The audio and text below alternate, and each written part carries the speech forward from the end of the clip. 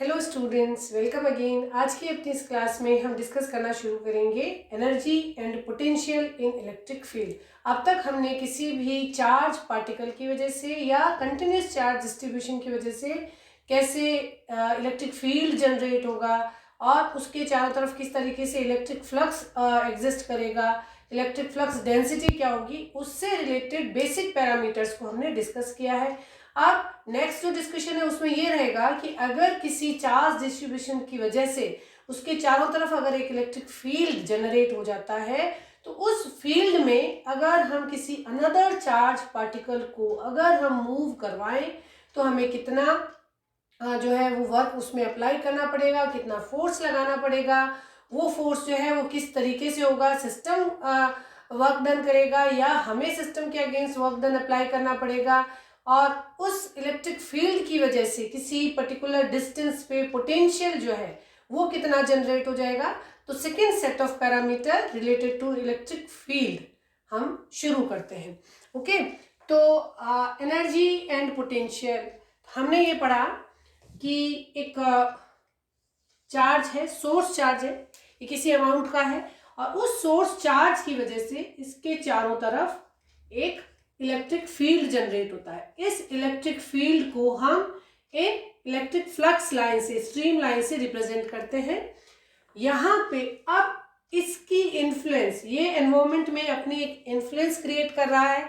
इसकी इन्फ्लुएंस में अगर आप एक दूसरे चार्ज पार्टिकल को मूव करवाना चाहेंगे तो आपको या तो इसमें वर्क डन अप्लाई करना पड़ेगा या ये जो इलेक्ट्रिक फील्ड है ये खुद वर्क डन जो है वो इनकमिंग चार्ज पार्टिकल पे अप्लाई करेगा। अगर ये आउटवर्ड डायरेक्शन में स्ट्रीम लाइंस है, इट मींस ये आपका एक पॉजिटिव चार्ज है। पॉजिटिव चार्ज की वजह से ऐसा इलेक्ट्रिक फील्ड जनरेट होता है, इससे बाहर की तरफ इमर्ज होती हुई। अब अगर आप पहले थोड़ा सा फिजिक्स का कॉन्सेप्ट इस पे अप्लाई करके देखिए कि अगर आप एक चार्ज, पॉजिटिव चार्ज पार्टिकल के पास एक पॉजिटिव चार्ज लेके आएंगे तो ये जो चार्ज पार्टिकल है उस पे इस पार्टिकल का जो इलेक्ट्रिक फील्ड है वो एक फोर्स अप्लाई करेगा। ठीक, फोर्स हमने पढ़ा था किसी चार्ज पार्टिकल पे एफ कितना लगता है इलेक्ट्रिक फील्ड की इन्फ्लुएंस में, F equals to Q E. Okay, E electric field जो कि किसी सोर्स की वजह से है, उसमें अगर आप एक क्यू चार्ज पार्टिकल को आप प्लेस करते हैं तो ये चार्ज पार्टिकल इस इलेक्ट्रिक फील्ड से इतना फोर्स फील करता है। ये है सोर्स की वजह से इलेक्ट्रिक फील्ड क्या है, सोर्स जो कि आपका ये है। ओके, सोर्स ने क्या किया, इलेक्ट्रिक फील्ड जनरेट किया और ये है आपका इनकमिंग चार्ज। अभी पार्टिकल ले ले, ठीक, इतना फोर्स ये फील करेगा। अगर ये पॉजिटिव चार्ज पार्टिकल है तो इलेक्ट्रिक फील्ड इस पे force of repulsion move apply करेगा और ये चार्ज पार्टिकल बाहर की तरफ मूव करेगा बाय डिफॉल्ट अपने आप से। अगर आप यहाँ पे एक second type of charge particle place करते हैं, अगर ये चार्ज पार्टिकल आपका नेगेटिव होता तो ये जो पॉजिटिव चार्ज पार्टिकल है उस पे, इस नेगेटिव चार्ज पार्टिकल पे आप इस तरह से इस पे फोर्स अप्लाई होता। ठीक है, इसका जो इन्फ्लुएंस है वो अपना एक एग्जिस्टेंस रखता है और इस एग्जिस्टेंस में इस एग्जिस्टेंस की इन्फ्लुएंस इनकमिंग चार्ज पार्टिकल पे अलग अलग होगी। ठीक, अब आप ये देखें कि अगर आप पॉजिटिव चार्ज पार्टिकल को इस चार्ज के पास फोर्स करना चाहते हैं या पास प्लेस करना चाहते हैं तो आपको फोर्स अप्लाई करना पड़ेगा।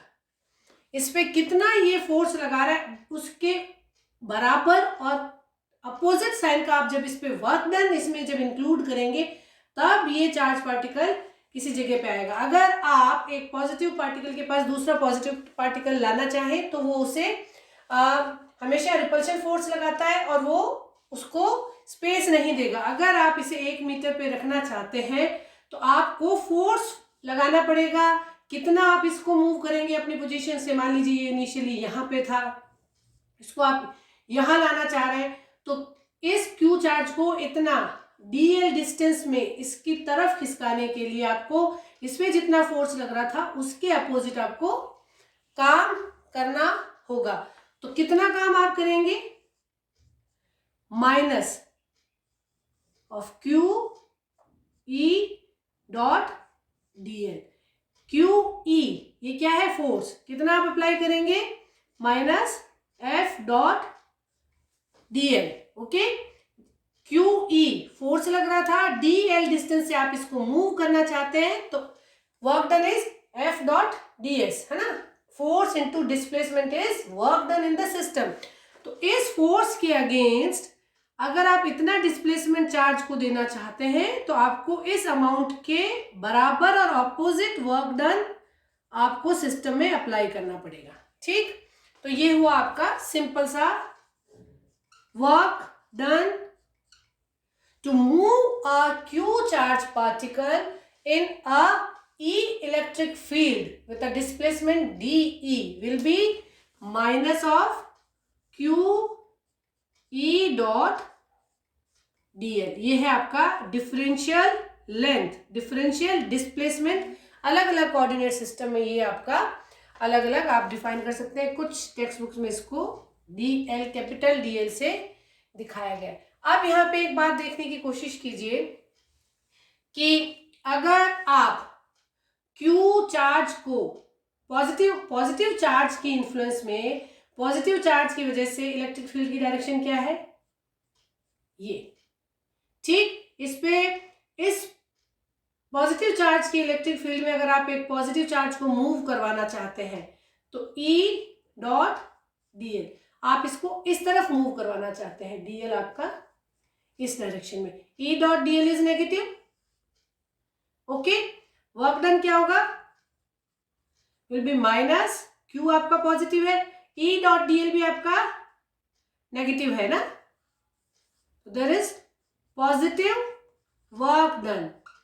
पॉजिटिव वर्क डन का मतलब ये है कि हमें सिस्टम में काम करना होगा, हमें अपनी तरफ से वर्क डन करके इस चार्ज को मूव करना पड़ेगा। यहां पे we are doing work on system. Okay, यहाँ पे सिस्टम क्या है? सिस्टम है इलेक्ट्रिक फील्ड। इलेक्ट्रिक फील्ड की एग्जिस्टेंस, उस फील्ड की एग्जिस्टेंस में हम काम कर रहे हैं। वेयरएज आप ये देखिए कि अगर आप एक नेगेटिव चार्ज को मूव इधर करवाना चाह रहे हैं तो ये बाय डिफॉल्ट मूव हो रहा है। एक पॉजिटिव चार्ज एक नेगेटिव चार्ज पे अट्रैक्शन का फोर्स अप्लाई करता है और उस डायरेक्शन में उस टाइम पे E डॉट dl क्या होगा? E dot dl will be negative because E की डायरेक्शन ये है, dl की डायरेक्शन ये है 180 degree. E dot dl will be negative और वर्क डन क्या होगा आपका? Minus. Okay, Q is minus and E dot dl is again negative. So finally you are getting negative work done. Negative work done का क्या मतलब? Negative work done का literal meaning ये है कि आपको एफर्ट्स नहीं करने पड़ रहे हैं। Work done by the system, work done by the system. Okay, इस चीज को आप थोड़ा सा ये आपके ऑब्जेक्टिव के स्टेटमेंट वाइज प्रॉब्लम्स जो बनते हैं उनके लिए ध्यान रख सकते हैं। यहाँ पे जैसे ही आप एक पॉजिटिव चार्ज की इन्फ्लुएंस में एक नेगेटिव चार्ज को लाएंगे तो you do not have to apply some force, system itself attracts the charge particle और सिस्टम वर्क कर रहा है उस चार्ज पार्टिकल पे और हमारी जो एनर्जी सोर्स ऑफ एनर्जी थी वो इंक्रीज हो रही है, हमें आपको वर्क डन सिस्टम से किया हुआ मिल रहा है।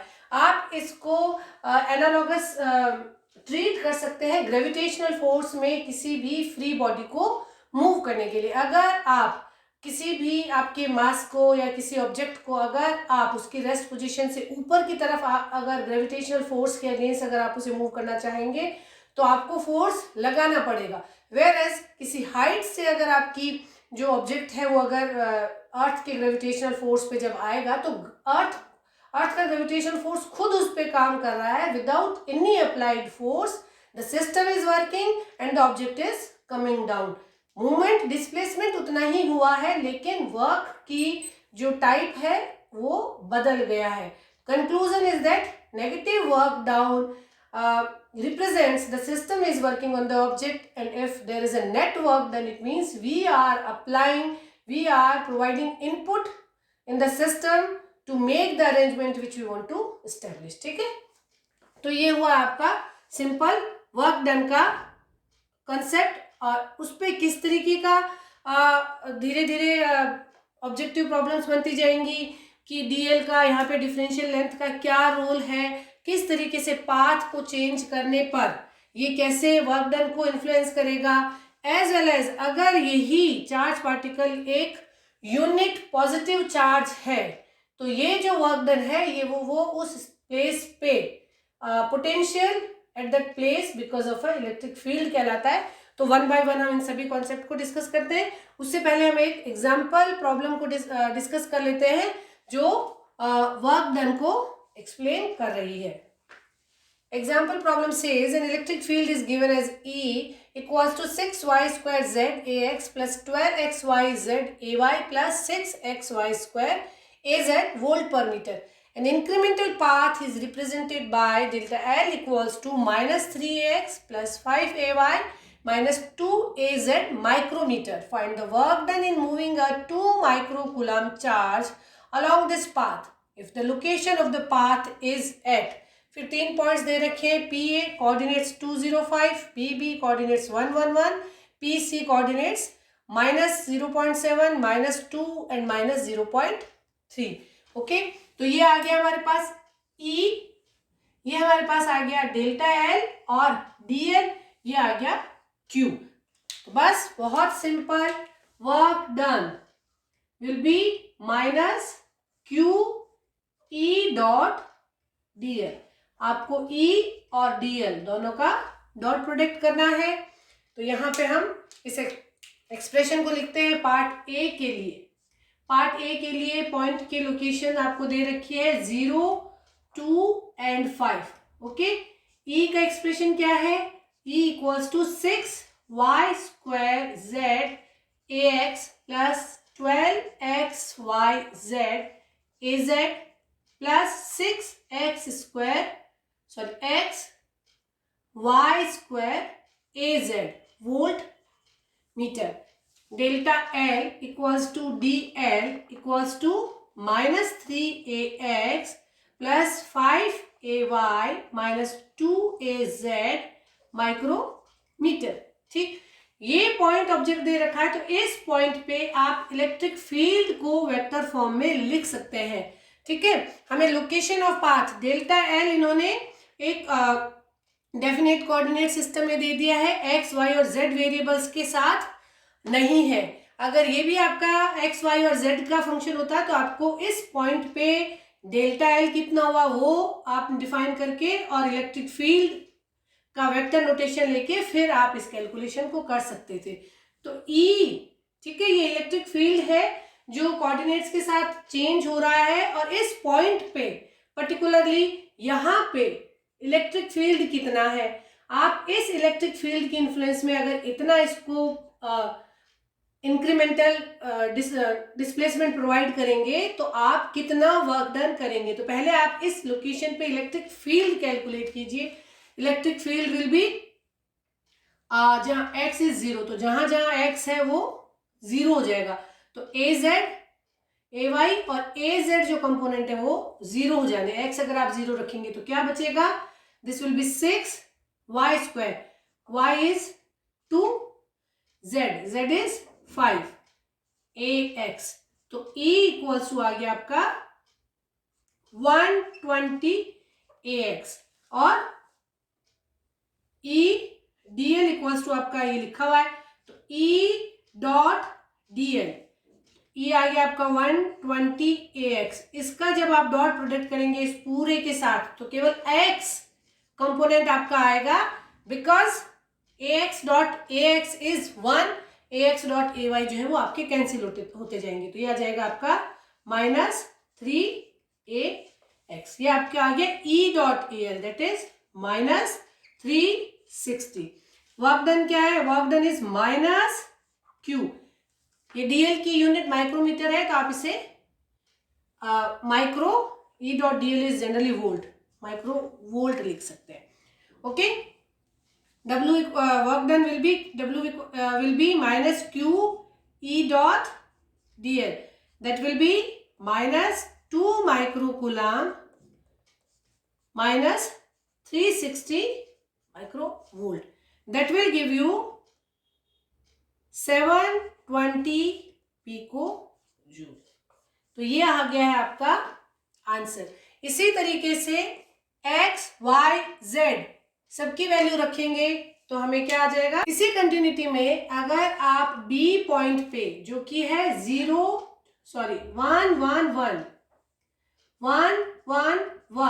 इन कोऑर्डिनेट्स पे अगर आप E डॉट डी एल निकालें तो first you have to find out the value of electric field at that coordinates. वो आपका हो जाएगा y and x and z all are 1, so this will be 6ax plus 12ay plus 6az। Okay, आप जब E dot dl करेंगे then you will calculate 6ax plus 12ay plus 6az dot product क्या हो जाएगा? Minus 3ax प्लस 5ay minus 2az micro volt. Okay, ax के साथ dot product में अप्लाई होगा ay az, it will be minus 18 plus 60 minus 12। Okay, that gives you plus 30 microvolt। So W, that is minus Q E dot dl, that will be minus 2 microcoulomb and 30 microvolt, and that gives you minus 60 picojoule। Similarly, जब आप point C जिसके coordinate CA है, 0.7 minus 0.7 minus 2 and minus 0.3 ये coordinates x, y और z के रख के आप इसी तरीके से डॉट प्रोडक्ट करेंगे तो इस केस में भी work done will be minus 60 picojoule. Okay, तो ए का ऑप्शन है 720, बी और सी दोनों ही केस में आपको माइनस 60 पिकोजूल। इट मीन्स दोनों बी और सी के केस में आपका सिस्टम वर्क कर रहा है, वेयर एज फर्स्ट कोऑर्डिनेट पे इस पॉइंट पे अगर आप इलेक्ट्रिक फील्ड को डिफाइन करके और 2 माइक्रोकूलम्ब पे वर्क डन करेंगे तो आपको फोर्स अप्लाई करना होगा। ये हुआ है simple description work done in the influence of a electric field. अब डिफरेंशियल लेंथ का क्या फिनोमेना रहेगा, कैसे उस पर वर्क डन डिपेंड करेगा और किस तरीके से डिफरेंशियल लेंथ अलग अलग फॉर्म में अगर प्रेजेंट की जाती है तो हम कैसे टोटल वर्क डन को कैलकुलेट करेंगे, वो सारे स्टेप्स जो है वो हम 1 बाय 1 अपने अपकमिंग वीडियोस में डिस्कस करेंगे। Keep learning, keep watching. Thank you.